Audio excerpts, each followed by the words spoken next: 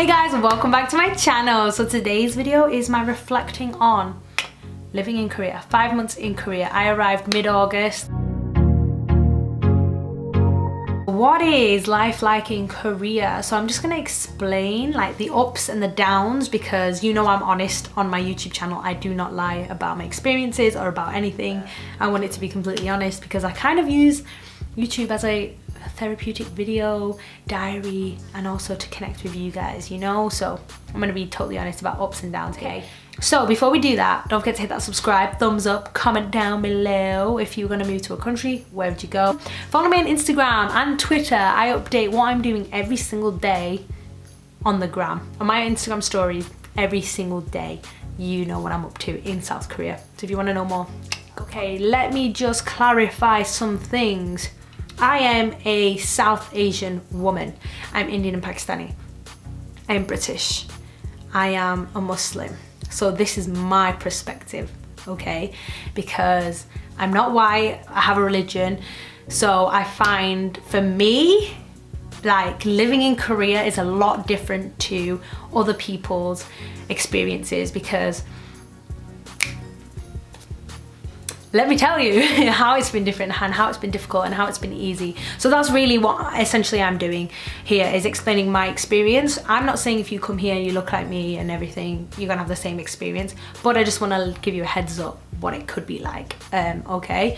So basically, ups and downs. What's good about Korea? I really love my job. So I love teaching. I'm a teacher in the UK, but I work at a very specific special school. So all my kids are fluent in English already, pretty much. I think there'll be like 2 in each class that are the weakest, but they can still understand what I'm saying. So what it entitles working in Korea as a teacher depends again on your school. For me, I share classes with 4 co-teachers, so we share the class. We either split it even, she teaches one half, I teach one half, or I teach a part, she teaches a part, I teach, you know, back and forth, or I teach the whole thing and they just jump in to translate instructions or something, or any misconceptions. So depending where you school, or some of my friends, they just have the classes to themselves completely. It's totally different depending on your school.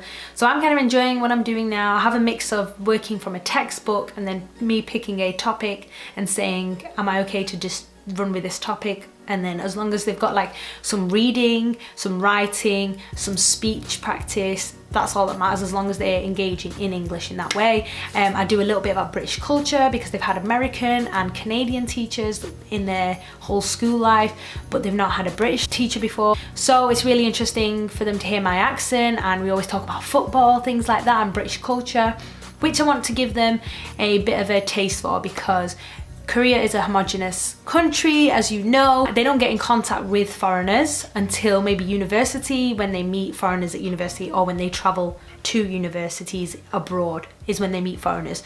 So what's good about the EPIC program and programs like this is they do get that contact with foreigners, and they're able to find out about the culture a little bit more than they would otherwise. Before you come here, please learn Korean. Like I have told you, like in my previous videos, I had a very horrible January to maybe June, July. So I was overwhelmed with work. I was working to the bone until I left my old job, and also trying to guarantee my job here. So I had a lot of stress, so I didn't have time to learn Korean. I bought Korean, talk to me in Korean books, then stuff like that. Learn Korean, at least learn Hangul. Learn the alphabet before you come at least.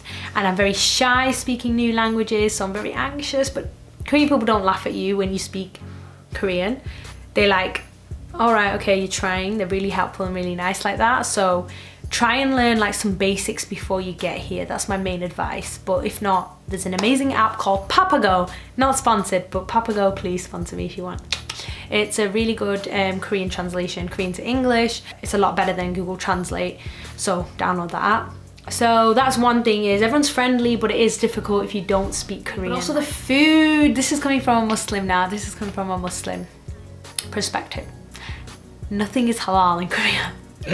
Nothing is halal. Okay, in Seoul, in Busan, like big cities, there's halal restaurants. In Itaewon, in Seoul to be specific, in Itaewon, and there is halal places, but it's not very common. In Sejong, there's one Indian restaurant that has halal food. Thank God, thank God. But I have to tell them like a week in advance, I'm gonna be coming on Saturday, can you have some halal meat for me?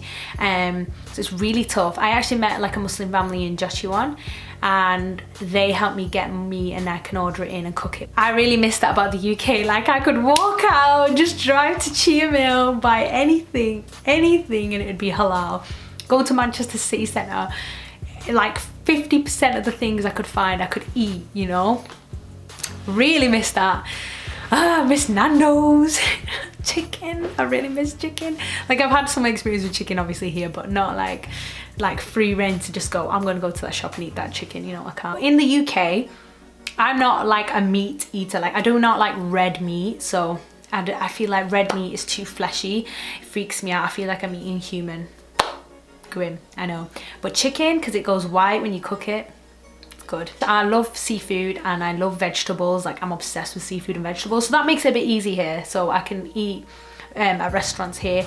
I've just got to look for a menu that has a vegetarian dish or has a fish dish, but a lot of the stuff is cooked in pork or cooked in pork broth or beef broth. That's not halal, so be careful. Please ask for like gogi means meat, so be like gogi anio, no meat, or do this is a thing as well, like that means no. Just say that. It's so funny because in the restaurants, like I'm trying not to freak out, but I totally am. I miss the convenience that I could just drive anywhere I want to, but in Korea the transport is very good, so I do not have a problem with that. Like I can just get on the bus and they come on time, and then if you download like Kakao Maps or Naver Maps, you're sorted. Like it tells you when the bus is going to arrive, and it arrives on time. It arrives on the time the bus says. It's crazy, isn't it? It's wild.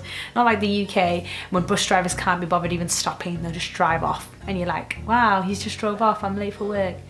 None of that here. So let's go into the other bad things. How's it being a brown person in Korea? There's a lot of videos about how does it feel to be black in Korea. Seen those. How is it being brown in Korea? Is it any different? So if I've got straight hair and my hair's black from behind, no one can tell who I am, but you do get stared at. Sometimes I really hit a really bad time when I was really insecure and I feel like everyone's staring at me, but I know they're not looking at me in a malicious way. But if you know, I don't know if I've ever spoke about it on this channel, but when I was growing up I was bullied racially, like because I lived in a very white area. People would look at me, shout things to me, shout abuse, egg our house, stone our house, like throw things at me. Like I went through some tough times, like me and my sister, we did. So when people are staring at me, I'm triggered. I'm like, oh my God, they're gonna hit me, they're gonna throw something, they're gonna shout something at me. I freak out. I feel like I've got better now, like it's been 5 months, I'm okay now. But I definitely think the first 2 to 3 months in Korea are really tough when it comes to adjusting. So for me, I was so anxious walking out. Like I wouldn't leave my apartment some weekends because I was like, everyone's gonna stare at me. And they're not staring at you to be malicious, they're literally just going, whoa, that is a foreign person. That's it. They're not even going, ooh, they're not even looking you up and down. They're not even doing that. But when you've got some kind of trauma attached to strangers staring at you, you freak out a bit. But that was my tough thing and I was very sad. But then also finding good friends here is what's really helpful. Like I've got the girls that live in Sejong, like Anna, Edin and Eva, like I can talk to them, can vent to them at any point. So that's what's really important. When you get here, make friends, okay? Make friends. So there's gonna be a Kakao talk, there's gonna be a Kakao chat room, which is Korean WhatsApp. So ask your recruiter or whatever, is there a Kakao chat room that I can join? And you can filter out who you don't wanna be friends with and who you wanna be friends with, because there is hundreds of people on each application, of course. So you'll find some people within those hundreds of people that you can get along with, and then you can find people furthermore in your community, in your location that you're given. So I think that's what's really tough, is don't isolate yourself because you're going to make yourself feel worse. So that was a big thing for me being brown, is being stared at. So I don't want to say that my work treat me different because I'm brown, but you know, when you're a person of color, you get vibes, right? You know what I'm talking about. If I was like a really cute white girl from America, I think they would be a bit more proactive with me than they are now. But that's it. It's not that they treat me bad or treat me horribly, nothing like that. 100% they're lovely. But I know that if I was another way, they would act another way, you know? You know what I'm saying? Oh, awkward. Yeah, okay, just gonna put that out there and leave that as it is. I don't know if I'm gonna upload it. Okay. Let's go back. Okay, that's all I have to say about living in Korea. Thank you guys so much for watching, and I will give you another update in another couple of months. I felt like I was gonna do these every month, but definitely the first 2 to 3 months here are really tough. Okay guys, thank you so much for watching, and I'll see you soon. Bye.